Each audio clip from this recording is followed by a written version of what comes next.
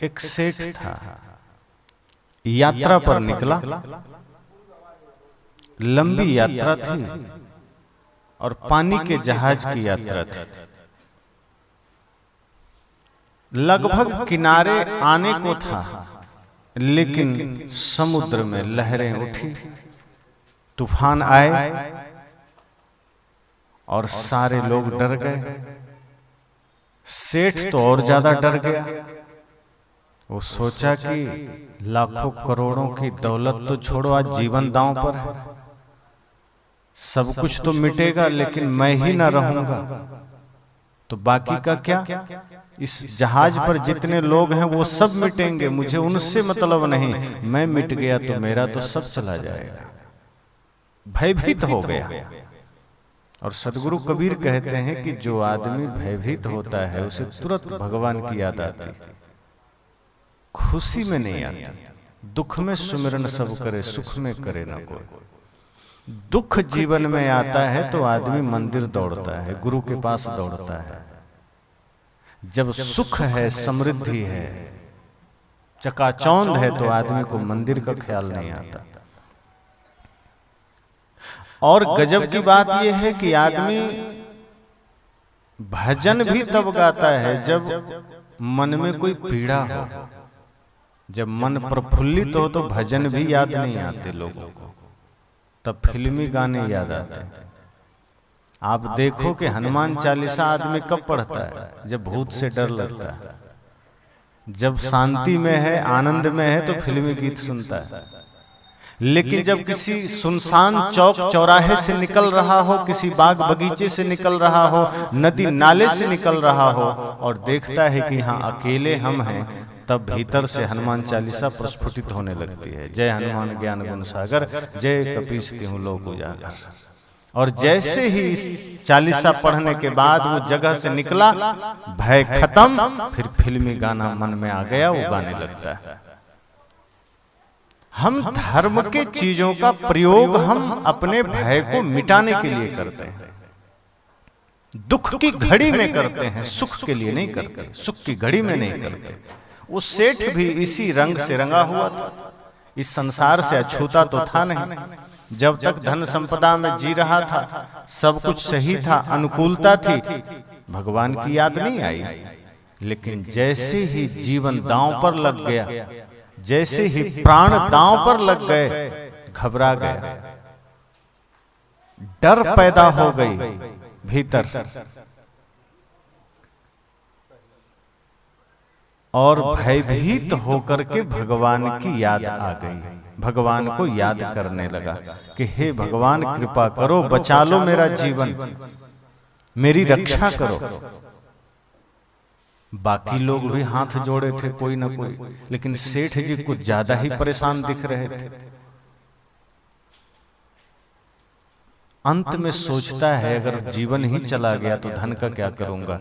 कहा हे भगवान कुछ हो ना हो, कम से कम ये शरीर मेरा बच जाए, मेरा जीवन बच जाए, तो मैं अपनी सारी पूंजी, सारी संपत्ति, जमीन जायदाद बेचकर जो पैसा आएगा आपके मंदिर में चढ़ा दूंगा।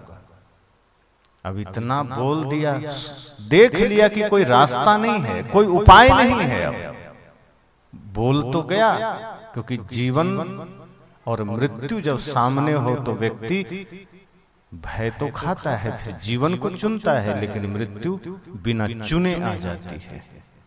जीवन और मृत्यु सामने हो तो हम स्वतंत्र नहीं होते हैं कि हम मृत्यु को छोड़ दें, नकार दें, अस्वीकार कर दें। ये कोई प्रसाद थोड़े है कि अस्वीकार कर दो, कोई वस्तु थोड़े, आना ही है। लेकिन सेठ जी को तो ये लगा कि अगर इस वक्त हम लालच किए, इस वक्त हमने कुछ किया तो ये जीवन ही चला जाएगा, फिर धन का क्या करेंगे, कोठी बंगले का क्या करेंगे। तो उनके मन में आया क्यों ना भगवान को थोड़ा घूस दिया जाए, क्योंकि घूस वाली आदत थी, जहां जाता था घूस देके काम हो जाता था। तो भगवान को भी याद किया तो घूस का ही ख्याल आया। कहा प्रभु कृपा करो, बचा लो, इस बार बचा लो, अपने सारे कोठी बंगले, जमीन जायदाद सब बेच करके जो पैसा आएगा आपके मंदिर में दे दूंगा। संजोग की बात थी, संजोग हवा शांत हो गई, लहरें शांत हो गई। कोई उसके प्रार्थना से शांत नहीं हुआ। ऐसे सेठों के प्रार्थनाएं भगवान नहीं सुनते। ऐसे दुष्टों की प्रार्थनाएं सुनने लगे तो फिर कल्याण ही हो जाए देश का। पर संजोग की बात थी, कोई तूफान सदा थोड़े रहता है। लहरें शांत हुई, तूफान शांत हुआ, जहाज किनारे लगा। अब सेठ जी को ध्यान आया कि हमने जल्दबाजी में बहुत बड़ी बात भगवान से कह दी है। सारी जायदाद, सारा धन, सारा मकान बेच करके भगवान को देना, ये तो कुछ ज्यादा हो गया। अरे 2-4 रुपए की बात होती, 1000 तक की बात होती, बात समझ में आती है। ये अरबों हमको भगवान को चढ़ाना पड़े, लाखों में आ जाएगा सब मामला। सेठ जी ने सोचा अब करे तो करे क्या, भगवान से वादा भी किया है, बच भी गए, कहीं न दिए कुछ अनिष्ट ना हो जाए। तो दिमाग लगाया, उसने कहा नहीं, अब कह दिया है तो करेंगे, चाहे जो हो, चाहे तिरछा दिमाग लगाना पड़े। सेठ तो था ही, टेढ़ा दिमाग यूज किया अपना। उसने अगले दिन विज्ञापन छपवाया कि मेरी एक बिल्ली और मेरा पूरा बंगला और जमीन बिक्री है। और कीमत क्या रखा?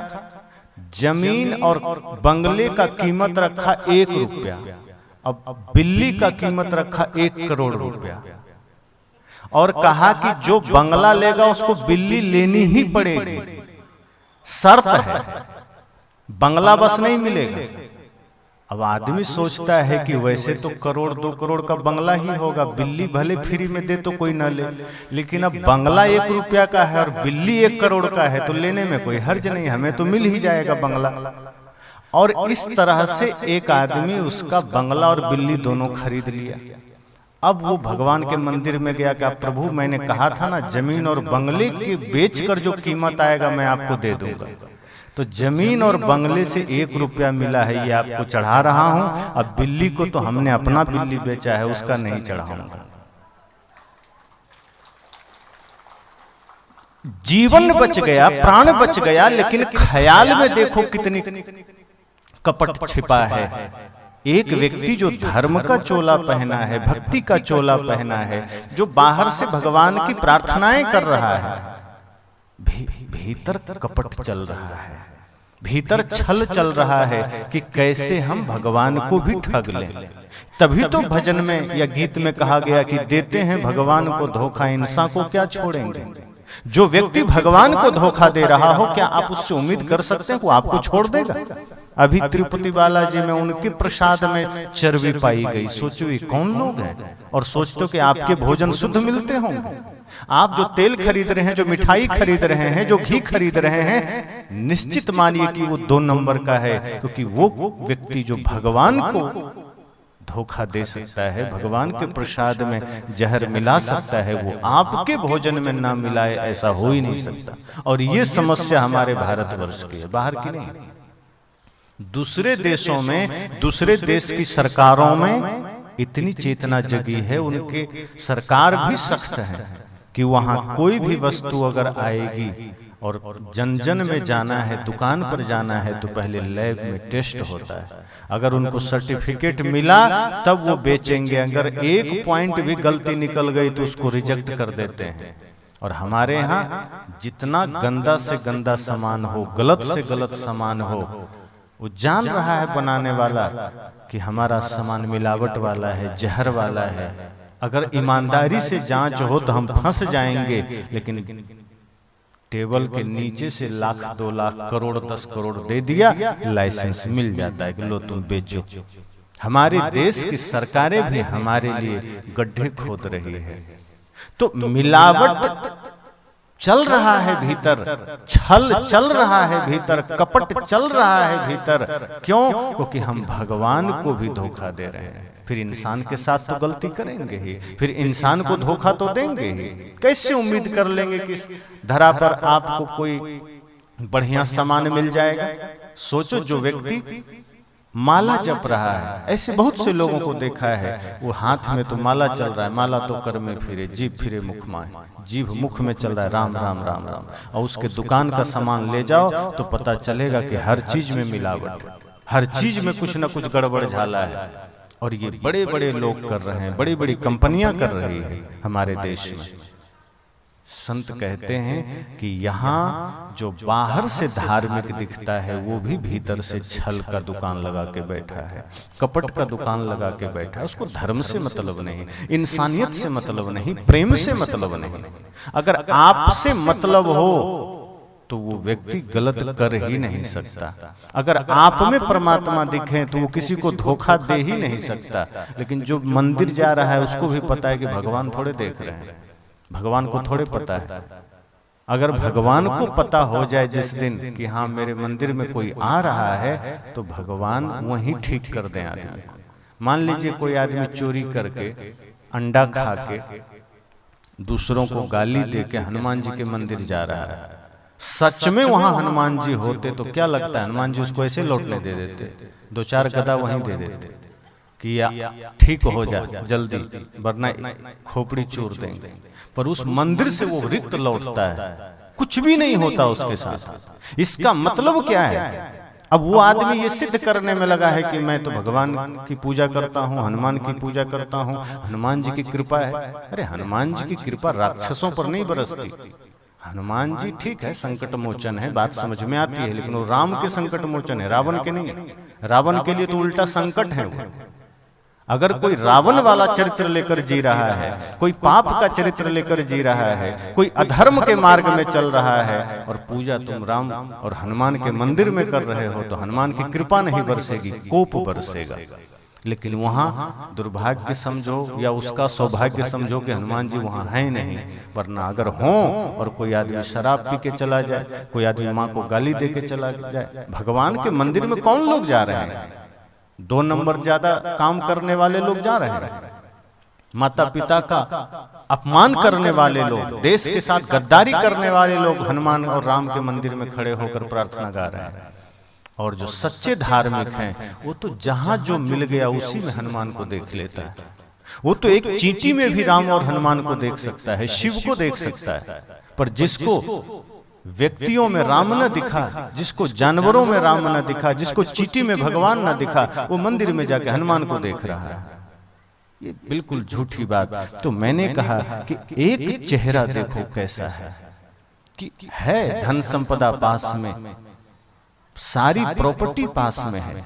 ऐसी ही एक कहानी और है कि एक आदमी किसी तरफ पेड़ पर चढ़ा, एकदम ऊपर चढ़ गया जोश जोश में, लेकिन ऊपर जब चढ़ गया, ऊंचा पेड़ था, और नीचे देखा तो फिर कांपने लगा कि कैसे उतरे आप। तब भगवान से कहा प्रभु बचा लो, जोश में चढ़ तो गए हैं, हिम्मत नहीं है उतरने की, कृपा करो। अगर आप कृपा करेंगे तो हम उतरते ही सबसे पहले 1 लाख रुपया चढ़ाएंगे आपको। अब आदमी जब कुछ अपने मन में संकल्प ले लेता है तो एक ऑटोमेटिक थोड़ा सा संबल मिल जाता है कि नहीं भगवान को बोल दिया है, अब कुछ होगा भी तो भगवान बचा लेंगे। 1 लाख रुपया मैंने स्वीकार किया। अब लगभग वो 25% उतर गया, देखता है कि 1 लाख हमने ज्यादा बोल दिया है, अब कुछ कम करना पड़ेगा। कहा भगवान 1 लाख ज्यादा है, गरीब आदमी, ऐसा करूंगा 50,000 पक्का दे दूंगा, मुझे ठीक से उतार दो। 50% उतर गया। कहता है 50 भी कम थोड़े, महंगाई का जमाना है, इतना भी हम कहाँ से लाएंगे, मुश्किल होगा। अब स्वीकार तो कर लिए, संकल्प ले लिए, दे नहीं पाएंगे। कहा प्रभु क्षमा करना, हम 25,000 बिल्कुल आपको दे देंगे, हमको ठीक से उतार दो। अब एकदम 75% उतर गया, 25 बाकी है। नीचे देखता है, कहा अब बहुत ज्यादा नीचे नहीं है, अब हम एकदम जमीन के करीब हैं, और 25,000 भी हमारे लिए बहुत है, इतना भी हम नहीं दे पाएंगे, भगवान कृपा करना, हम 11,000 रुपया आपको देंगे, हमको सही सलामत उतार दो। थोड़ा खतरा लग रहा था कि उतना पर से भी गिरेंगे तो हाथ पैर टूटेगा, मरेंगे नहीं। तो सोचा कहीं हम कह दे कुछ नहीं देंगे और यहीं से भगवान गिरा दे तो पैर टूट जाएगा, तो अस्पताल में झूठे महीना भर रहना पड़ेगा। तो सोचा गछ लेते हैं। कहा प्रभु क्षमा करना, 11,000 हम दे देंगे। अब बिल्कुल उतर गया। अब सोचा अब तो हम जमीन पर ही आ जाएंगे। कहा प्रभु अब 11,000 भी बहुत होता है, एक दिन में हम कमा नहीं पाते हैं, कम से कम 20 दिन लगते हैं 11,000 कमाने में। ऐसा है हम आपको 1100 दे देंगे, हमको सही सलामत उतार दीजिए। उसके बाद वो जमीन पर उतरा, इधर उधर देखा, कहा अब तो हम उतर गए, अब नहीं टूटेगा हाथ पैर, अब सुरक्षित हैं। भगवान से कहा प्रभु क्षमा करना, ना कभी इतना पेड़ पर चढ़ेंगे, ना 1 रुपया आपको देंगे, बस आज से यहीं से मामला खत्म। कहा चढ़वे नहीं करेंगे जो देना पड़े। ये हमारी भक्ति है। भगवान याद आ जाते हैं अगर मृत्यु सामने हो, संकट सामने हो, गुरु याद आ जाते हैं। तो हमारा एक चेहरा यह है कि दुख आया नहीं कि भगवान ख्याल में आ गए, समस्या आई नहीं कि भगवान याद आ गए। लेकिन जब सुख की घड़ी है, जब सब कुछ आनंद में बीत रहा है, परिवार ठीक है, तो न गुरु का ध्यान है, न राम का ध्यान है, न कृष्ण का ध्यान है, न शिव का ध्यान है। विपत्ति आई कि भगवान का ध्यान आ गया, और बाकी समय तो हम भगवान के साथ और भगवान के लोगों के साथ धोखा कर रहे हैं। जीवों के साथ, प्राणियों के साथ, रिश्ते नातों के साथ, देश के साथ हम धोखा पर धोखा किए चले जा रहे हैं। सदगुरु कहते हैं एक चेहरा आदमी का यह है, देख लो, एक स्वरूप यह है कि वो बाहर से धार्मिक होने का प्रयास करता है, माला पहना रहेगा, तिलक लगाए रहेगा, मंदिर भी जाएगा, और ऐसे लोग मंदिर में जाके घंटी भी जोर जोर से बजाता है। कारण यह है ताकि लोगों को पता चले कि ये ज्यादा बड़ा धार्मिक है। और जो सच का धार्मिक होता है वो चिंता नहीं करता कि कोई देख रहा है कि नहीं, लेकिन जो झूठा धार्मिक है वो देखता है कि कोई देख रहा है, देख लेता है कि हाँ 2-4 लोग देख रहे हैं तो घंटी तेज से बजाएगा, और देखेगा कोई नहीं है तो चुपके से बजा के निकल लेता है। उसकी सारी क्रिया ही दूसरों के लिए होती है कि दूसरा जाने, दूसरा आदमी समझ ले कि मैं धार्मिक हूँ, दूसरे आदमी को पता चल जाए कि मैं बड़ा पूजा पाठ करने वाला पुजारी आदमी हूँ, भक्त आदमी हूँ। वो भक्ति हमारे लिए नहीं है, वो पूजा हमारे लिए नहीं। सदगुरु कहते हैं धार्मिक होना है भीतर से बनो। हो सकता है बाहर किसी कारण से किसी में कोई दोष हो, बाहर किसी कुसंग की वजह से कोई चोर डाकू शराबी बन गया हो, लेकिन कई ऐसे लोग होते हैं जिसके हृदय में भक्ति का बीज है, ज्ञान का संग पाकर के वो चोर, वो शराबी बदल जाता है। पर जो व्यक्ति चोरी नहीं करता है, शराब नहीं पीता है, जुआ नहीं खेलता है, लेकिन भीतर कपट की जाल है, बाहर से वो शुद्ध जीवन जी रहा है, भीतर कपट चल रहा है, वो भी आदमी धर्म का चोला का इस्तेमाल कर रहा है। पर सदगुरु कहते हैं जिसके हृदय में धर्म नहीं जगा, वो बाहर से धार्मिक होने का कोई अर्थ नहीं रखता। बाहर से धार्मिक होने का क्या मतलब? अब जैसे कुत्ता को शेर का खोल ओढ़ा दीजिए तो शेर हो जाएगा, कुत्ता ही तो रहेगा। अब गधा पर घोड़े का खोल चढ़ा दीजिए तो गधा 80 साल में भी गधा रहेगा, घोड़ा नहीं बन जाएगा। जो आदमी भीतर ही कपट पाल रखा है, जिसको ये भय मिट गया कि ये समस्त संसार परमात्मा का मंदिर है, वो तो किसी को भी धोखा दे देगा। जिसको सदगुरु कबीर की वाणी पता चल गई कि सब घट मेरो साइयां सुनी सेज न को, समझो कि वो व्यक्ति धार्मिक हो गया। जो हर किसी में भगवान को देखने लगा वो कभी भी गलत सोच नहीं सकता, गलत कर नहीं सकता। और ऐसा कई बार हुआ है इतिहास की घटनाओं में, जब बड़े बड़े चोर सुधर गए, बड़े बड़े डाकू सुधर गए, रत्नाकर जैसे, अंगुलीमाल जैसे। अंगुलीमाल के लिए तो आप सब जानते हैं, हमें लगता है हर दिन ये घटना आप सुन लेते हैं। 999 लोगों को मार चुका है और सबकी उंगलियां काट के माला बना के पहना है। सोचो, एक आदमी नहीं, 2 आदमी नहीं, 999 लोगों को मार कर बैठा है। और 1000वां नंबर भगवान बुद्ध का ही था, वही मिल गए थे, उन्हीं की बारी थी। बुद्ध जैसा व्यक्ति सामने ना होते तो शायद उसका माला में 1000 उंगलियां पूरी हो जाती, लेकिन वहां बुद्ध पहुंचे थे जो अपराधी से अपराधी व्यक्ति के ऊपर भी करुणा कर सके। क्योंकि जो बुद्ध पुरुष होते हैं वो किसी के घृणा को, किसी के नफरत को नफरत से जवाब नहीं देते। वो जानते हैं ये अज्ञानता और कुसंग बस अपराधी बना है, ये नादानी में अपराधी बना है, ये सच में अपराधी नहीं है, ये जन्म से अपराधी नहीं है। कोई भी बच्चा जन्म से ही अपराधी थोड़े होता है। जन्म लेता है सब एक साधारण इंसान की तरह, पवित्र जीवन है, कोई ऐब नहीं है, न कोई नशा है, न कोई दुर्व्यसन है, न कोई छल है, न कपट है, न उसमें जाति का कोई भाव है, किसी प्रकार की कोई बुराई उसके जीवन में नहीं है जो बालक जन्म लिया है। लेकिन बाद में समाज का संग पा करके पहले तो वो जाति की डोर से बंधता है, फिर किसी नशा दुर्व्यसन से बंधता है, फिर संप्रदाय से बंधता है, फिर छल कपट चोरी और हिंसा से बंधता है, और फिर जो जन्म लिया था वो तो बिल्कुल नहीं होता, कुछ दूसरा ही हो जाता है। धीरे धीरे धीरे धीरे संत की दृष्टि करुणा की दृष्टि होती।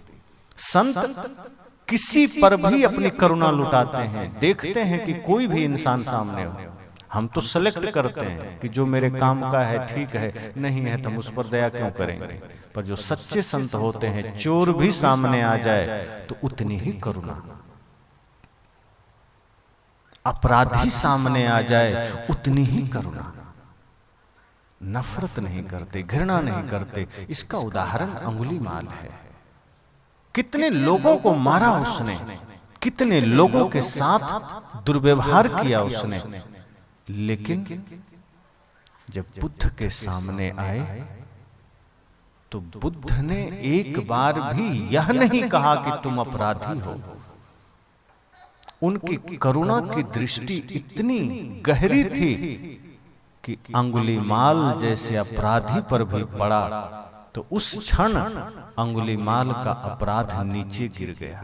सोचिए, भगवान बुद्ध एक तरफ हैं, इतना भयंकर दुर्धस आतताई अपराधी आतंकवादी अंगुलीमाल एक तरफ है। भगवान बुद्ध की आंखों में जो करुणा है, उनकी दृष्टि में जो प्रेम है, वो इतना विराट है कि उस प्रेम और करुणा के सामने अंगुलीमाल का आतंक भी घट गया, खत्म हो गया, नष्ट हो गया। जैसे जल के विशालतम स्रोत जब अग्नि पर पड़े तो भयंकर से भयंकर अग्नि भी शांत हो जाती है, इसी तरह भगवान बुद्ध की शीतलता करुणा का स्पर्श पा करके जो अंगुलीमाल कभी शीश नहीं झुकाया, जिसको देखते ही बड़े बड़े लोग बेहोश हो जाते थे, उसके उस दुर्धस रूप को देखकर, क्रूरतम रूप को देखकर वो भगवान बुद्ध के सामने धराशायी हो गया। उसका आतंक डोल गया, उसका भीतर का जीवन हिल गया। क्यों? क्योंकि भीतर भक्ति के बीज पड़े थे, और वो भक्ति का बीज भगवान बुद्ध के करुणा के स्पर्श में आकर के प्रस्फुटित होने लगा, वो धीरे धीरे अंकुरित होने लगा। और भगवान बुद्ध अगर उस वक्त सोचिए, ये सोचते कि अपराधी है, मैं इसको मार देता हूं, या फिर इसको मैं थोड़ा सा उपेक्षा कर देता हूं, डांट फटकार कर देता हूं, तो क्या होता। जैसे लोग कहते हैं ना कि संत की परंपरा और भगवान की परंपरा, दो परंपरा है। संत सुधारवादी होते हैं, भगवान संहारवादी होते हैं। कोई दुष्ट है, पापी है, तो जो भगवान है वो मार देते हैं। जैसे राम के सामने रावण आया, मारा गया। कृष्ण के सामने कंस आया, मारा गया। तो कई बार मैं सोचता हूं कि कहीं राम के सामने अंगुलीमाल चले जाते तो बेचारे मारे चले जाते, मारे जाते। कृष्ण के सामने चले जाते, मारे जाते। वो तो फिर क्षमा नहीं करते कि नहीं, तेरे को मौका नहीं मिलेगा, मार ही देंगे।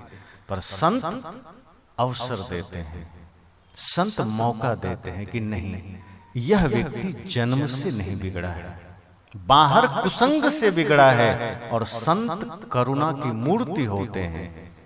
संत के भीतर की करुणा का अंदाजा आप नहीं लगा सकते। सदगुरु कबीर के एक वचन से आप समझ सकते हैं, जब वो कहते हैं कि मैं रोवो इस जगत को, मुको रोवे न कोई। समाज में अक्सर देखा गया, कोई पुत्र के लिए रोता है, कोई पत्नी के लिए, कोई पति के लिए, कोई पिता के लिए, कोई अपने घर के लिए।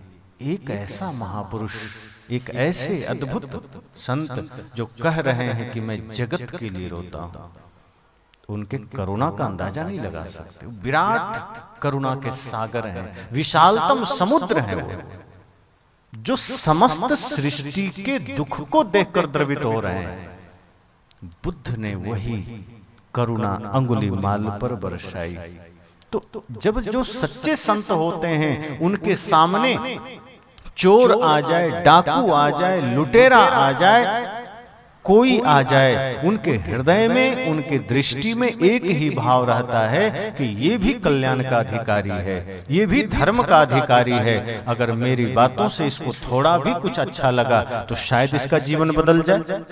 इसलिए सच्चे संत हर अपराधी को मौका देते हैं, हर किसी को जीवन जीने का मार्ग देते हैं।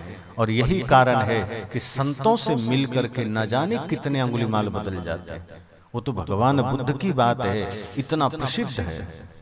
हम लोग से मिल मिलकर छोटे छोटे अंगुलीमाल कितने बदले, जो एक से एक अपराधी, एक से एक नशेड़ी, गंजेड़ी, एक से एक मांसाहारी, कई ऐसे लोग हैं। मैं अक्सर मंच से कई लोगों के बारे में बताया हूं जो आज उनका जीवन और पूर्व का जीवन खुद उनको आश्चर्य होता है, लेकिन एक वाणी मोबाइल में सुना, एक तीर की भांति लगा कि मैं क्या कर रहा हूं, किस अंधेरे में जा रहा हूं, गफलत में जी रहा हूं। ये बाहरी चकाचौंध, ये दूसरों को डराना धमकाना, नशा, दुर्व्यसन, जुआ, ये कुछ क्षण का है, उसके बाद रोने के सिवा कोई रास्ता नहीं है। सच्चा जीवन तो वो है जिसमें करुणा है, प्रेम है, जहां दूसरों का सम्मान है। और धीरे से जीवन बदल गया, सत्य को स्वीकार कर लिया, सात्विकता आ गई, पवित्रता आ गई, धर्म आ गया।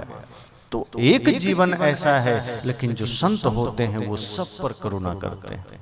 वो ये नहीं देखते कि ये आदमी छल कर रहा है, कपट कर रहा है, हमें ठगने आया है तो हम भी ठग लें। नहीं, सदगुरु कहते हैं कबीर आप ठगाइए और न ठगिए कोई। वे कहते हैं अगर कोई आपको ठगने भी आ जाए आप मत ठग लेना। अगर ठगा जाओ तो चिंता मत करना, क्योंकि वो तुमसे तुम्हारा बाहरी धन ही ठग सकता है, तुम्हारा व्यक्तित्व, तुम्हारा ज्ञान नहीं ठग सकता।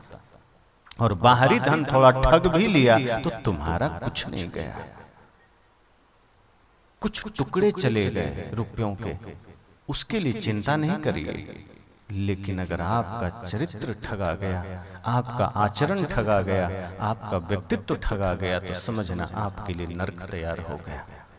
सदगुरु कबीर बड़ी गहरी बात करते हैं कि ये दृष्टि है, ये पवित्रतम दृष्टि है, ये उच्चतम दृष्टि है। जब हम किसी के लिए सोचते हैं, इसका अर्थ इतना है कि दूसरों के लिए बुरा मत सोचिए। एक लाइन में कि बुरा जो देखन में चला, बुरा न मिलिया कोई, जो दिल ढूंढा अपना, मुझसे बुरा न हुआ।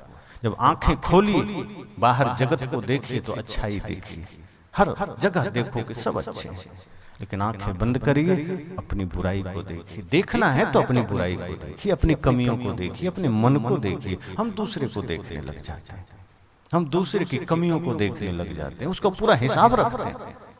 अभी पड़ोसी के जीवन में क्या है, कैसा है, एक व्यक्ति को सब याद आता है कि उसका बेटा कहाँ पढ़ता है, पत्नी क्या करती है, भाई क्या करता है, वो नशा कौन कौन सा करता है, वो घर कैसे बनाया, कहाँ से क्या, मतलब एक एक चीज, उसके घर द्वार, नशा, दुर्व्यसन, सबका लेखा जोखा है। लेकिन कोई कह दे कि तुम्हारा मन क्या करता है तो हम बगल झांकने लगते हैं, हमें अपना मन का पता नहीं। सदगुरु कहते हैं अपने मन का दृष्टा बनो। दूसरा बुरा है, अच्छा है, क्यों देखना, क्या मिलेगा? दूसरे की बुराई देखते देखते आपका मन भी तो बुरा होगा। संत कहते हैं जहां ध्यान लगाओगे वैसा मन हो जाएगा। फूल पर लगाओ, अगर आप अपना ध्यान किसी पुष्प पर लगा रहे हैं, फूल पर लगा रहे हैं, तो आपका मन सुगंधि से भर जाता है। और अगर आप अपना ध्यान नाली पर लगाओ तो मन घृणा से, कचड़े से भर जाता है। अगर आप अपना मन गाय पर लगाओ तो गाय के प्रति श्रद्धा से भर जाएगा। अगर आप अपना मन चोर पर लगाओ तो आपका मन उद्वेग से भर जाएगा। आप शराबी पर लगाओ तो आपको क्रोध से भर जाएगा। जहां जहां लगाओगे, अंधेरे में लगाओ तो मन अंधेरा से भर जाएगा, प्रकाश में लगाओ तो मन प्रकाश से भर जाएगा, भक्त पर लगाओ तो मन भक्ति से भर जाएगा, गुरु पर लगाओ तो मन शक्ति से भर जाएगा। संत कहते हैं आपको सोचना है कि अपना ध्यान हम किस पर लगाएं। जो बुरा कर रहा है उस पर, जो नशा कर रहा है उस पर, जो गलत कर रहा है उस पर, या फिर अच्छे लोगों पर। हमें मक्खी बनना है या मधुमक्खी, ये हमें तय करना है। मक्खी बनेंगे तो गंदगी पर डोलेंगे, मधुमक्खी बनेंगे तो शहद प्राप्त करेंगे, फूलों पर डोलेंगे। अब आपको तय करना है, इस जीवन में मधुमक्खी बनोगे तो शहद इकट्ठा करेंगे। शहद जीवनदायिनी है, लोगों के रोगों में काम आता है, खाने के काम में आता है। और मक्खी बनेंगे तब अच्छाई छोड़ के जहां जहां गंदगी है वहां जाएंगे। तो हमारी दृष्टि कैसी हो, संत कहते हैं मक्खी मत बन जाना, मधुमक्खी बनना। मक्खी बनोगे तो गंदगी इकट्ठा करके लाओगे, दूसरे का तो शायद कुछ ना बिगड़े पर आपका बहुत कुछ बिगड़ जाएगा। अगर आप किसी की कमियों पर बार बार नजर डालोगे तो उसका क्या हो जाएगा, वो तो कमियां है ही उसमें, वो तो बुरा है ही। उसकी कमियों को देखते देखते आपके भीतर भी वो कमियां आ जाएगी। इसलिए संत जन कहते हैं देखना है तो अच्छे लोगों को देखना, अच्छी बातों को देखना, अच्छी दृष्टि से देखना। यह सारग्राही दृष्टि अगर हो गई तो कई बार ऐसा भी होता है कि चोर भी परमात्मा बन जाता है, शराबी भी धर्मात्मा बन जाता है। और अगर दृष्टि गंदी है, दृष्टि अपवित्र है, तो साधु भी नरक में चला जाता है। वो कहानी सुनी होगी आपने कि एक वेश्या थी और ठीक सामने एक संत थे, साधु थे। दोनों एक दूसरे को देखते थे। साधु जब भी सुबह उठें और वेश्या को देखे तो मन घृणा से भर जाए कि कैसी पापी आदमी है, समाज को कलंकित कर रही है, दिन रात वही गलत चिंतन। लेकिन जब वेश्या सुबह सोकर उठे, संत पर नजर पड़े तो कहे वाह कितना धर्मात्मा संत है, दुनिया को जगत को कल्याण की शिक्षा दे रहे हैं, हम तो नरक का जीवन जी रहे हैं। संत को देखे और मन में पवित्र भाव जगे। जब भी मन संत पर जाए तो देखे कितने अच्छे संत हैं, समाज को कल्याण का रास्ता दे रहे हैं। जब दोनों मरे और यमराज के पास गए तो यमराज ने कहा साधु को नरक में डाल दो, वेश्या को स्वर्ग में भेज दो। साधु ने कहा कि देखिए अपना बही खाता, कुछ गलती हो रही, जो परिणाम आप वेश्या को दे रहे हो मेरे हिस्से का। यमराज ने कहा यहाँ कोई प्रिंटिंग मिस्टेक नहीं होता, यहाँ सबका हिसाब किताब बढ़िया चलता है, तुम्हारे हिस्से में नरक है। कहा कैसे? हम साधु हैं। कहा तुम साधु है पर तुम्हारी दृष्टि प्रतिदिन घृणा की थी, नफरत की थी, ईर्ष्या की थी, बुरी दृष्टि लेकर तुम प्रतिदिन जीते रहे, तुम प्रतिदिन बुराइयां देखते रहे। और ये वेश्या होते हुए भी प्रतिदिन तुम्हारी अच्छाई को देखती रही। किसी मजबूरी में इसने ये पाप का जीवन जिया जरूर है, लेकिन इसकी दृष्टि सदा तुम्हारी अच्छाई पर थी, सदैव तुम्हारे बढ़िया कर्मों पर थी। और तुम इस सन्यास का जीवन पा करके, इतना पवित्र जीवन पा करके भी तुम घृणा से भरे रहे। साधु सिर झुका दिए, कहा भूल तो हो गई, कहा अब मौका नहीं मिलेगा, जा नरक। और इसका उदाहरण आप भगवान बुद्ध को देखिए। आम्रपाली नगर वधू थी, जिसको आज की भाषा में वेश्या कहते हैं। लेकिन जब उन्होंने भगवान बुद्ध को आमंत्रित किया तो भगवान बुद्ध ने ये नहीं देखा कि कोई हमें क्या कहेगा, कि ये साधु हो के वेश्या के घर जा रहे हैं। बुद्ध ने कहा नहीं, अगर वो वेश्या है तो मेरा जाना अनिवार्य है, अगर उसने बुलाया है। लोग रोके उनको कि भगवान ऐसा अनर्थ मत करो, राजा बुला रहे हैं, राजा के घर जाओ, सम्राट बुला रहे हैं वहां जाओ, बड़े बड़े लोग आपको बुला रहे हैं, सेठ साहूकार बुला रहे हैं, वहां जाओ, ये वेश्या के घर जाना ठीक नहीं है, आपकी मर्यादा गिर सकती है। बुद्ध ने कहा जो शांति जो ज्ञान मैंने पाया है उस पर उसका भी हक है, और अगर वो बुला रही है तो मुझे जाना पड़ेगा। और बुद्ध वहां गए और परिणाम देख रहे हैं, पूरा दुनिया देख रहा है कि जिस घर में बुद्ध का चरण पड़ा वो घर फिर कभी वेश्यालय नहीं कहलाया। वो आम्रपाली फिर सन्यासिनी बन गई, बौद्ध भिक्षुणी बन गई, और उसने भी साधना करके स्वयं को पाया। क्यों? क्योंकि जब ज्ञान का चरण जहां पड़ जाए, बुद्ध का चरण जहां पड़ जाए, वहां कोई पापी नहीं रहता, वहां सब परमात्मा हो जाता है। तो जो सच्चे संत होते हैं वो चोर को भी परमात्मा बनाने का सामर्थ्य रखते हैं। वही दृष्टि हमारी होनी चाहिए। ऐसा नहीं कि बाहर से हम धार्मिक हो गए, बाहर से सत्संगी हो गए, बाहर से पुजारी हो गए और भीतर कपट। अब मंदिर में खड़े हैं, ओम जय जगदीश हरे, अब भीतर चल रहा है घर में धन लक्ष्मी बढ़े, तो ये कोई पूजा है? ये तो साफ पाखंड हो गया कि बाहर से ओम जय जगदीश हरे, अब जगदीश सोचते होंगे कितना बड़ा भक्त है ये, मेरा हरे कर रहा है, पर जगदीश को सब पता है कि ये सिर्फ धन मांगने आया है, सिर्फ छल से आया है कि कैसे हम बाहरी संपदा इकट्ठा कर लें, भीतर भक्ति का धन संजो सकें, भीतर शांति का धन हम जोड़ सकें, सत्य का धन जोड़ सकें, इसका ख्याल लेकर ये नहीं आया है। ये मंदिर भी आया है तो अपने स्वार्थ पूर्ति के लिए आया है।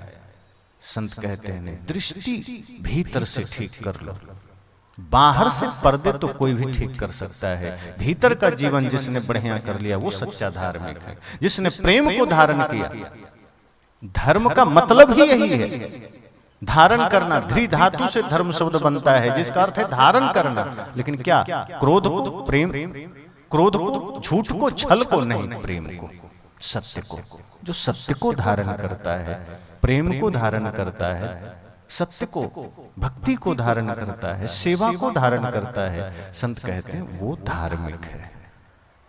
तिलक लगाने वाला धार्मिक नहीं है, माला पहनने वाला धार्मिक नहीं है, ये वेश पहनने वाला धार्मिक नहीं है। इस धोखे में मत रहना।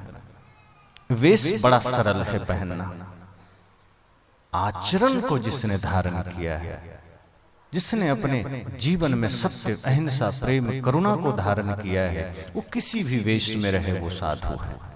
इसलिए सदगुरु सबको साधु कहते हैं। कहते हैं कहत कबीर सुनो भाई साधु, वो सिर्फ वेशधारी को थोड़े कह रहे हैं। कहत कबीर सुनो भाई साधु मतलब पूरी दुनिया को कह रहे हैं। जिस वेश में हो, तुमने अपने मन को साधा, तुम साधु हो गए। अपने आचरण को साध लो, तुम साधु हो गए। साधु का अर्थ है जिसने साधने का मार्ग चुना है, जिसने स्वयं को साधा है। तो सदगुरु कबीर कहते हैं कि बाहर से मत बनो, भीतर से बनो। बाहर से बनोगे तो जब जब दुख आएगा गुरु की याद करोगे, जब जब पीड़ा आएगी भगवान की याद करोगे। लेकिन सच में भीतर से जीवन निर्मल हो गया तो जिस स्थिति में रहेंगे परमात्मा की याद बनी रहेगी, भूलेंगे नहीं। ये नहीं कि बहुत चकाचौंध आ गया, ऐश्वर्य आ गया तो गुरु को भूल गए, भगवान को भूल गए, संत को भूल गए। फिर दुख में सुमिरन का बात नहीं रह जाएगा, फिर सुख में ही करने लगोगे। लेकिन ऐसी दृष्टि हमें मिलेगी कहाँ? यही गुरु से मिलता है, संत से मिलता है। तो हम जब संत के पास जाएं तो यह ख्याल करके जाएं कि हमें भी वो दृष्टि चाहिए कि भीतर भी निर्मल हो सके और बाहर भी पवित्र हम देख सकें। भीतर अपनी कमियों को देख सकें, बाहर दूसरों की अच्छाई को देख सकें। एक चोर को भी देखो तो उसकी अच्छाई को देखने का प्रयास करो। कई लोग कहते हैं चोर में कोई अच्छाई है ही नहीं। इसका मतलब हमारी दृष्टि गंदी है। अगर दृष्टि अच्छी हो तो धरती पर ऐसा कोई नहीं जिसमें एक अच्छाई ना हो। और कुछ अच्छाई न दिखे तो यही सोच लेना कि जो ये कर रहा है वो हम कभी नहीं करेंगे। कोई बात नहीं, करे तो करे, इतना ही सोच लीजिए। कोई गाली दे रहा है, उसको देखिए तो गाली मत सीख जाइए, बल्कि उसको देखिए तो ये सोचिए कि ये व्यक्ति अपने मुख को अपवित्र कर रहा है। ये मुख परमात्मा के मंदिर का द्वार है। शरीर मंदिर है और मुख इसका दरवाजा है। और दरवाजा जैसे बाहर मंदिर है और दरवाजे पर आप घर का सारा कचरा ले जाके डाल दो तो मंदिर अपवित्र हो जाएगा, फिर कोई जाएगा नहीं। इस परमात्मा के मंदिर में मुख रूपी दरवाजे में हम गाली डाल दिए, आलोचना डाल दिए, छल डाल दिए, खान पान तो गलत कर ही रहे हैं, वाणी भी गलत हमने डाल दिया। अब ये मंदिर जिसको ऋषियों ने कहा देह देवालय स उच्चते, इस देह को, देह रूपी मंदिर को हमने बर्बाद कर दिया। संत कहते हैं दूसरे को देखो तो उसकी अच्छाई को लीजिए, मस्तिष्क में अच्छाई को लीजिए। जैसे गलत खाने से पेट में कब्ज हो जाता है, इसी तरह गलत देखने, गलत सोचने, गलत बोलने से मस्तिष्क में कब्ज हो जाता है। और मस्तिष्क में जिसको कब्ज हो गया, पेट का कब्ज तो दवा खा के ठीक भी कर लोगे, पर यहाँ एक बार कब्ज हो गया तो उसका चिंतन जीवन भर बिगड़ जाता है। फिर वो जल्दी ठीक होने की संभावना नहीं है, क्योंकि बाहर कोई अस्पताल नहीं है जो मस्तिष्क के कब्ज को ठीक कर सके। इसलिए संत कहते हैं ध्यान रखना आंखों पर, ध्यान रखना कानों पर, गलत जगह न चला जाए, गलत देखने न चले जाए। प्रथम सत्र में भी मैंने कहा था कि दृष्टि ठीक रखिए, बाहर जहां भी दृष्टि जाए पवित्र देखिए। अभी मैं ये कह रहा हूं कि धार्मिक होना है बाहर से नहीं, भीतर से। और अगर कोई बुरा आदमी भी है तो उसकी निंदा, उसकी शिकायत नहीं करनी है, बल्कि चेष्टा ये करनी है कि जो करके वो दुख पा रहा है वो हम नहीं करेंगे। जो करके वो पीड़ा पा रहा है, निंदा पा रहा है, वो हम नहीं करेंगे, और उसमें अगर कोई अच्छाई होगी वो हम ग्रहण कर लेंगे। और आपकी दृष्टि अगर अच्छी हो गई तो निश्चित मानिए कि ये सृष्टि आपके लिए अच्छी हो जाएगी। और दृष्टि गंदी है तो सृष्टि गंदी है। जैसा चश्मा लगाएंगे ये संसार वैसा ही दिखेगा। अक्सर उदाहरण देता हूं मैं कि कृष्ण ने युधिष्ठिर से कहा कि हस्तिनापुर जाओ और एक पापी आदमी को पकड़ लाओ, बुरा आदमी। वो गया, एक एक घर खोजा, गलियों में खोजा, चौक चौराहे में खोजा, शाम तक थक कर लौटा, कहा हे केशव, एक कैसा भारी काम आपने दे दिया।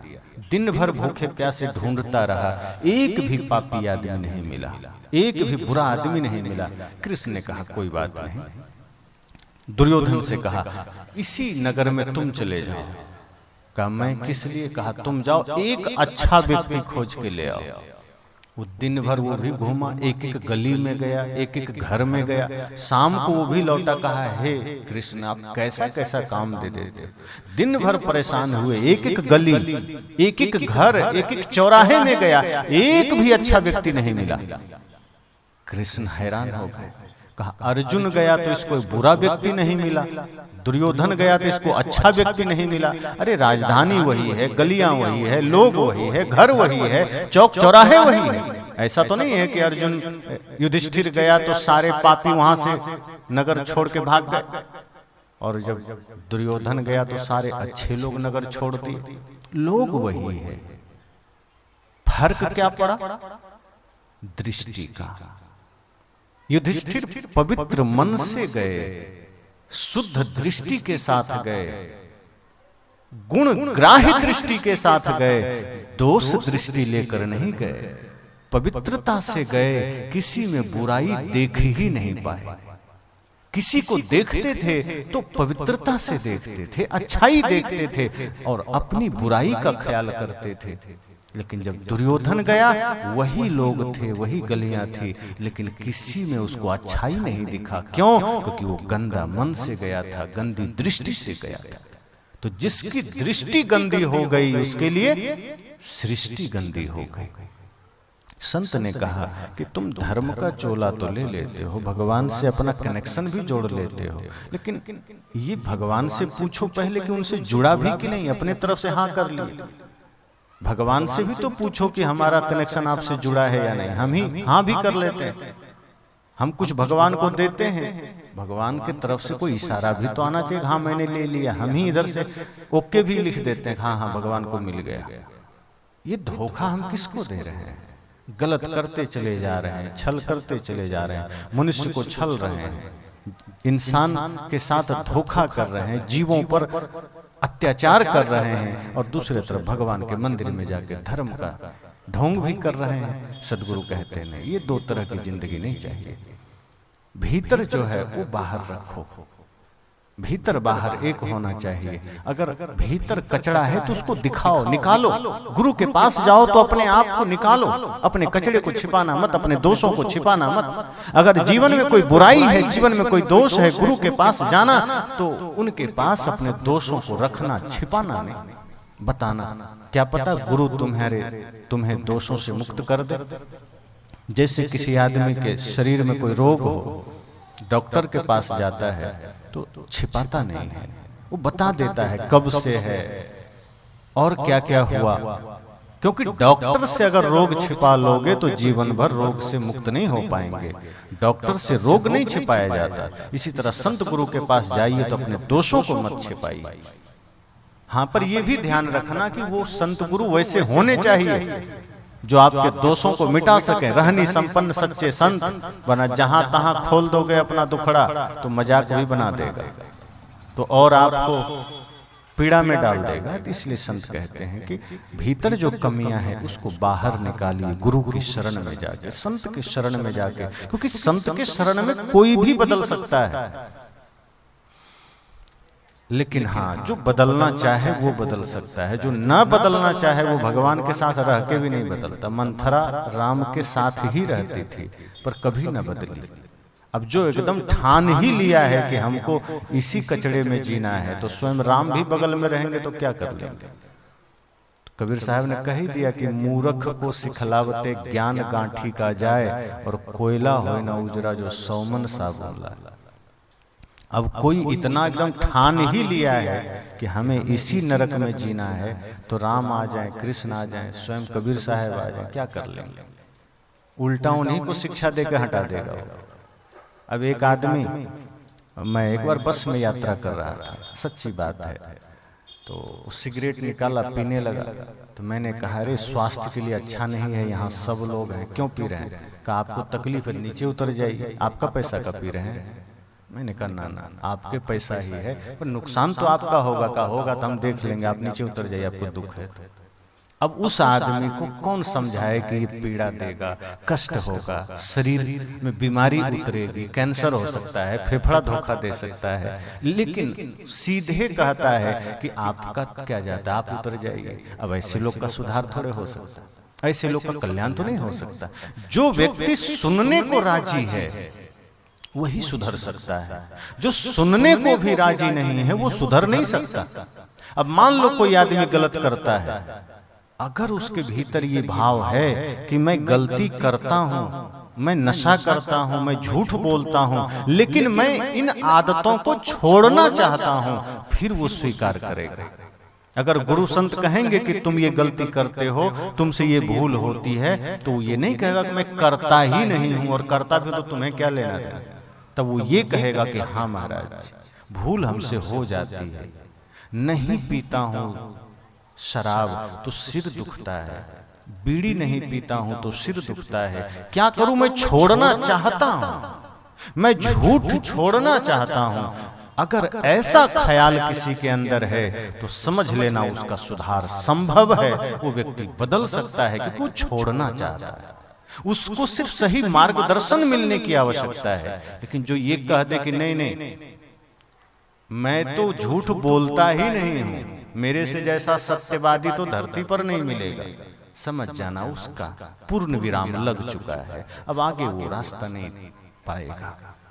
और कोई कहे कि मैं पीता ही नहीं हूं, पी रहा है, अस्वीकार कर दिया, मतलब वो अपने शराब के साथ, अपने बुराइयों के साथ प्रसन्न है, आप उसको छेड़िए मत, आप ही अपना रास्ता बदल लीजिए। और या तो एक आदमी ऐसा है, हाँ पीते हैं, क्या कर लो, हम अपना पैसा का पीते हैं, तो एक ऐसा आदमी, उसका भी सुधार नहीं हो सकता। संत कहते हैं सुधार इस धरती पर तब हो सकता है जब व्यक्ति अपनी गलती को स्वीकार करना सीखे, अपने दोषों को स्वीकार करना सीखे। कितना भी भयंकर पापी हो, लेकिन उसकी गलती का आभास उसको हो जाए तो वो धर्मात्मा बन जाता है, रत्नाकर बन गए। उल्टा नाम जपत जग जाना, वाल्मीकि भय ब्रह्म समाना। कितने लोगों को मारा, छीना, लूटा, बहुत पाप किया, लेकिन नारद जी से भेंट हुई, कुछ ज्ञान मिला, जीवन का बोध हुआ कि जो भी कमाई मैं कर रहा हूँ ये मुझे ही भोगना है, न पत्नी, न पिता, न माता, न पुत्र, कोई भोगेगा नहीं, मैं अधर्म करूंगा उसका फल मुझे मिलेगा, ये आभास हो गया। अगर वो सुनना ना चाहता, अगर वो कहता कि नहीं नहीं हमें कोई लेना देना नहीं, तुमको तो अपना जो कुछ है मुझे दो और निकलो, बदलता नहीं। पर संत ने जब कहा कि तुम जो पाप कर रहे हो इसका फल तुम्हें भोगना है, घर वाले भागीदार नहीं बनेंगे, झटका लग गया। कहा ठीक है, मैं घर वालों से पूछ लेता हूँ। अगर उसे बदलना ना होता तो कहता कि ठीक है नहीं बनेगा, नहीं बनेगा, हम ही अकेला झेलेंगे, तुमको क्या, तुम तो रखो और जाओ, बदलता क्या। पर ऐसा ही आज लोग करते हैं कि हमें तो इसी में जीना है, हमें तो क्रोध में ही जीना है, हमें तो नशा में ही जीना है, हमें तो अधर्म में ही जीना है, पाप में ही जीना है। साहब कहते हैं उसका द्वार बंद हो गया, वो नहीं बदल सकता। पर अगर बदलना चाहे तो चोर भी परमात्मा बन सकता है। एक कहानी याद आई, एक चोर रात्रि काल में एक संत की कुटिया में गया। अब चोर था, पूजा करने तो गया नहीं होगा, चुराने ही गया होगा। चोर तो मंदिर भी जाता है तो चोरी करने ही जाता है, वो पूजा करने कम जाता है। हाँ, जिस दिन चोरी का अवसर ना लगे तब पूजा करने जाता है। अब गजब की बात है कि चोर भी भगवान के मंदिर जाता है। अब देखिए कितना सीना चोरी है। अभी पुलिस थाने में कोई चोर जाकर के कहे कि मैं उस घर में चोरी करूंगा, थोड़ा मदद कर देना, हो सकता है? कम से कम सार्वजनिक रूप से तो नहीं हो सकता, चुपके से घूस उस दे के भले कह लेगा, पर सामने से तो नहीं हो सकता ना कि चोर पुलिस के सामने जाकर कहे कि थोड़ा पैसा रख लो और हमको चोरी करने देना, मदद कर देना।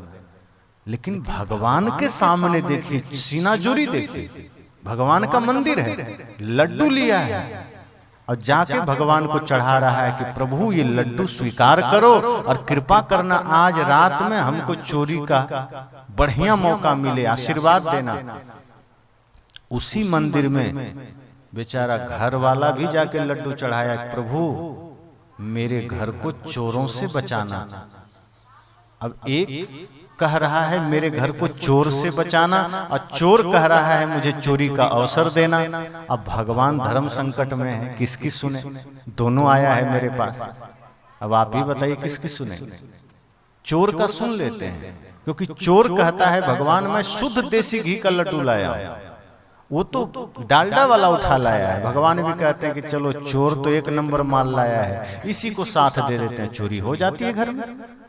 इसका अर्थ यही तो हुआ, अगर कोई चोर सफल हो गया चोरी करने में, मतलब भगवान ने आशीर्वाद दे दिया। तो क्या चोर को भगवान का आशीर्वाद प्राप्त है? ये संभव नहीं है। सेठ, साहूकार, आम आदमी यह सोचकर मंदिर जा रहा है कि मेरे घर की रक्षा हो सके, लेकिन चोर इसलिए जा रहा है कि मैं चोरी कर सकूं। और सोचिए, सीनाजोरी ही तो है कि भगवान के सामने जिसको डरना चाहिए मंदिर से गुजरने में भी कि मैं चोरी करने जा रहा हूं, कहीं भगवान का नजर ना पड़ जाए और हमें दंड ना दे दे, लेकिन खुल्लम खुल्ला मंदिर जाता है, लड्डू चढ़ाता है, कहता है हमको चोरी करने का आशीर्वाद दे दो। और जिस दिन गांव में आशीर्वाद नहीं मिलता है, चोरी करने का अवसर नहीं मिलता है, उस दिन मंदिर में भगवान का मुकुटे चोरी करके भाग जाता है, मूर्ति ही उठा लेता है, अष्ट धातु की मूर्तियां चोरी हो जाती है, बड़े बड़े घंटे चोरी हो जाते हैं। तो चोर इतना पावरफुल है कि भगवान भी उनके सामने लाचार हो जाते हैं। जिस दिन वो दूसरे के घर चोरी करने का आशीर्वाद नहीं दिए, चोर भगवान का ही मंदिर साफ कर लेता है। तो एक चोर में भी यही भावना है कि चलो संत की कुटिया में हम आए हैं, कुछ चुरा लें।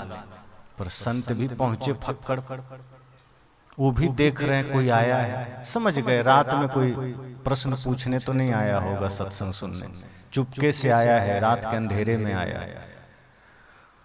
कोई जिज्ञासु होता तो दिन के उजाले में आता, प्रकाश में आता, आवाज दे के आता कि गुरुजी हैं, लेकिन ये तो चुपके से दरवाजा धक्का दे करके आया है, दबे पांव आया है, मतलब चोर है। संत ने भी कहा ठीक है, कोई बात नहीं, चोर है तो आदमी तो है। चोर आया, अलमारी देखा, छोटा बक्सा था उसको देखा, संत का बैग था उसको चेक किया, झोला, तखत के नीचे देखा, इधर उधर झांका, कुछ नहीं मिला, एकदम पसीना पसीना हो गया, जल्दी जल्दी खोजते। और संत देख रहे हैं, धीरे धीरे दिया जल रहा है प्रकाश में। संत देखते देखते उनको दया आ गई, का बेचारा आधा घंटा से खोज रहा है, कुछ मिला नहीं, निराश हो गया है चोर। चोर निकल कर जाने लगा। संत ने कहा रुको, चोर को लगता है जगा हुआ था क्या संत, कहीं पुलिस में सूचना ना दे दो, भागने लगा। संत कहा रुको रुको रुको, लौटो, भागो मत। कहा क्या हुआ? कहा तुम आधे घंटे से परेशान थे, कुछ लेने आए थे। कहा मैं चोर हूं? कहा मुझे पता है तुम चोर हो, पर हो तो आदमी ही, कुछ लेने आए थे, क्षमा करना, तुम्हारे लिए मेरी कुटिया में कुछ नहीं था, तुम परेशान हो गए, इतना दूर चल कर आए, तुम्हें कष्ट हुआ होगा, ऐसा करो ये मेरा कंबल है, राजा ने दिया था, ये ले जाओ। चोर ने कहा पहली दफा ऐसा आदमी मिल रहा है जो बुला के अपना सामान दे रहा है। अरे जो आज से पहले कहीं गलती से पकड़ा गए तो डंडे पड़ते थे, ये तो बुला के अपना कंबल दे रहा है, ये कैसा आदमी? धक्का तो लगा भीतर, लेकिन डर भी है कि कहीं इसकी चाल ना हो, देव के फंसा के कहीं पिटवा दे। तो कहा चल लाओ, कंबल लिया, फिर भागने लगा। संत ने कहा रुको, इतनी जल्दी क्या है, कंबल दिया हूं, कम से कम धन्यवाद भी तो बोलो बदले में। चोर समझ गया, लगता है पागल आदमी, इसीलिए ऐसा कर रहा है। अपना ही सामान दे के धन्यवाद बोलवाता कौन है भाई? हम तो चोरी करने आए थे, चोर हैं। फिर भी जल्दबाजी में उसने कहा ठीक है धन्यवाद कह के चला गया। संत सो गए। आई गई बात निकल गई। वो चोरी करता रहा, कंबल बढ़िया था, वो ओढ़ता था। एक दिन राजा के सिपाहियों ने किसी और जुर्म में उसको पकड़ लिया। वो जब पकड़ा गया तो और कोई सामान तो नहीं मिला, लेकिन वो कंबल उसके पास मिला। और जब राजा के सिपाहियों ने उसे पकड़ा, राजा के सामने लाया, तो कंबल देख के राजा जी पहचान गए। राजा साहब उन्होंने कहा कि बताओ, ये कंबल तो संत को हमने दिया था, तुम संत को भी नहीं छोड़े, उनके घर में तुमने चोरी कर ली। अब वो बेचारा कांप गया, कहा अब मेरा क्या होगा, अब तो फांसी मिलेगी। राजा ने कहा सिपाही से, इसको ले जाओ संत के सामने, और अगर ये वहां मामला सब फिट फाट हो जाए, संत कह दे हाँ मेरा कंबल है तो उन्हीं का, लेकिन उनका कहना अनिवार्य है, उनके सामने ले जाओ, बात करो, फिर इसको फांसी हो जाएगी। सिपाही चोर को पकड़ के संत के पास ले गए। कहा कि संत जी, ये 1 नंबर का चोर है, रोज चोरी करता है, देखिए आपका ही कंबल है ना, ये चुरा लिया है? कहने नहीं, है तो मेरा ही, चुराया नहीं है। सिपाही ने कहा चुराया नहीं है तो? कहिए तो हमारे यहाँ आए थे, ये हमारा प्रेमी है, हम इसको अपने से दिए हैं, उपहार में दिए हैं, और इसने बदले में हमको धन्यवाद भी दिया है। सिपाही ने कहा ऐसा कैसे हो सकता है, ये तो चोर है, इसको आप उपहार कैसे दे दिए? कहा होगा दुनिया के लिए चोर, मेरे लिए तो ये मेरा मित्र है, मैंने इसको उपहार में दिया। इतनी बात सुनते ही चोर के भीतर का चोरत्व तो खत्म हो गया। भीतर भीतर रोने लगा कि दुनिया तो मुझे डंडे मारती है, नफरत करती है मेरे कर्म को देख करके, क्योंकि मैं कर्म भी तो गंदा करता हूँ, छोटा कर्म करता हूँ, पाप का कर्म करता हूँ। ये कैसा साधु है जो उस दिन भी मैं आया तो मेरी मतलब मैं पाप कर रहा हूँ, गलत कर रहा हूँ, फिर भी ये पीड़ा मेरी नहीं देख सका। कहा कि बेचारा आके परेशान हो गया, कुछ मिला नहीं, अपना कंबल दे दिया। और आज जब एक बात पर हमको फांसी हो सकती है, तब ये कहते हैं कि ये मेरा मित्र है। चोर को लगा कि मैं तो जीवन भर नफरत का पात्र रहा, घृणा का पात्र रहा, दुनिया ने मुझे लात मारा है, किसी ने मुझे प्यार से बोला तक नहीं, और ये संत का हृदय कितना बड़ा है कि इन्होंने प्यार से मुझे हृदय से लगाया है, मेरे जीवन की रक्षा की है। इतनी सी बात में चोर के भीतर का सारा पाप जल के राख हो गया। सिपाही चला गया, मामला शांत हो गया, क्योंकि सिपाही को लगा कि जब संत ही अस्वीकार कर रहे हैं तो केस तो बनता नहीं। चोर संत के चरण में झुका, आंसू बहाया कि गुरुदेव, मैं जन्म जन्म का पाप में डूबा था, मेरे जीवन में न जाने कितने पाप हुए हैं, कितनी चोरियां मैंने की है, पर आज मेरे भीतर का सारा पाप राख हो गया, अब मुझे मुक्ति का मार्ग बताइए। संत ने कहा कि मेरे मित्र, तुम जन्म से चोर थोड़े थे, बाद में कुसंगवश तुम चोर बन गए, पर तुम्हारे भीतर जो आत्मा है उसमें तो परमात्मा होने की संभावना है। जैसे हर बीज में वृक्ष होने की संभावना है, ऐसे ही चोर के भीतर जो आत्मा है उसमें भी परमात्मा होने की संभावना। मैंने तो उसी परमात्मा को देखा तुम्हारे भीतर, मैंने तो उसी भगवान को तुम्हारे भीतर देखा, और मुझे करुणा झलकी, और मेरा हृदय ने स्वीकार किया कि मैं तुम्हें उपहार दे दूं, मैं तुम्हें बचा लूं, और मैंने बचाया, मुझे संतुष्टि मिली। चोर को मुक्ति का मार्ग मिल गया। और ये बात जब राजा को पता चली, राजा भी हैरान हुए कि संत के शरण में आकर के चोर भी साधु बन जाता।